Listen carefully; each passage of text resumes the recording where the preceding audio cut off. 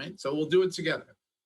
You go above the collarbone on the left, and I actually go above it and a little on it and below it. So I'm going to rub right here on the left side of my collarbone, above it, on it, and below it, back and forth. I don't care which direction you rub, it doesn't matter. Okay? Then just lightly tap that region with your whole hand, like over that collarbone, and do it like 5 to 10 times, right? You make up the number. Then now we opened up pressure here. So the next lymph nodes of high pressure are already starting to flow because you just freed up the blockage there. Does that make sense? Yes. Then you go to the right side. So now rub the right side of the neck and the collarbone. And then you just do your tapping right there. It can be on skin or over clothes. So now the next big lymph node that's going to go is right at the top of the neck, right behind the angle of the jaw, right behind your lobe of your ear. That's the largest lymph node in your neck. And it's usually stuck on most people. So all I do is I take a couple of fingers and I go right at the top of the neck on the left. And all I'm going to do is I'm going to start here and I'm going to pull down the side of my neck right towards that bottom part that you just slapped, right? And then go up to the top right there and just lightly tap right there, but don't hurt your head or your neck, just light taps. Then go to the right side.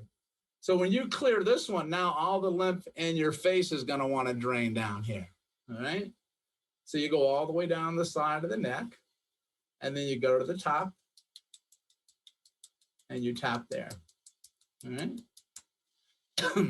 Now we're going to go to the next big joint, which is the shoulder joint. They call this your pectoral because of your pec, or your axillary because of the armpit. So this is the one that gets backed up a lot with people who have, like I said, with breast cancer, things like that.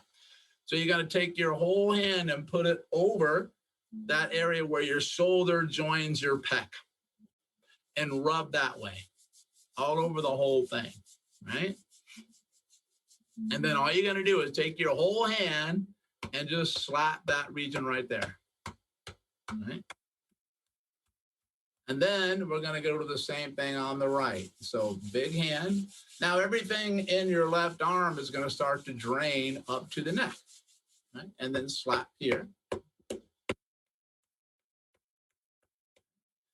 Then I'm going to stand up. And then now we're going to have the abdominal region here, okay? And then I'll end today showing you a little extra bonus, okay? Okay. So you'll place one hand on your belly button, one hand above that, and all I want you to do here is just rub with your two hands here any way you want. It can be back and forth, up and down, it can be clockwise, it can be counterclockwise, and I just want you to hit with your hands your abdomen here. So you're getting vibration all the way through your abdomen here. And then now we're going to go to the groin. So the groin has the crease. These are called your inguinal lymph nodes. And you're going to rub across those. It can be this way or this way. It doesn't matter.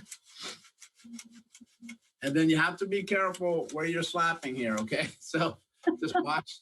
This one can hurt. Then you're just going to hit across the groin 10 times. Right?